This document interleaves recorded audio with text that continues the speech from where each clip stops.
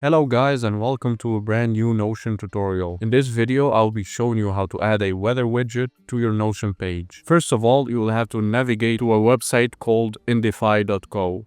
I'll be leaving the link in the description. Next, you will have to log in to your account. For this, you can use either your email or you can sign in with Google. I prefer signing in with Google. Once you do that, you will be redirected to your dashboard. After that, click on Add New Widget. Select the weather widget and create widget. Name it whatever you want and click continue.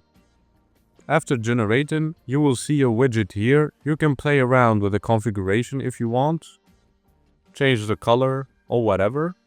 After you're done with that, just copy this link.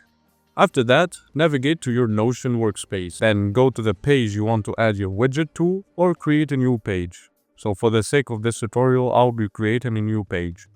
Name it whatever you want, and then paste the link of the widget you got. And then click on embed. And here you go, you have your weather widget in Notion. I hope you enjoyed this tutorial and found it helpful. If you did, please leave a like and subscribe to the channel, and I'll be seeing you in the next tutorial. Goodbye.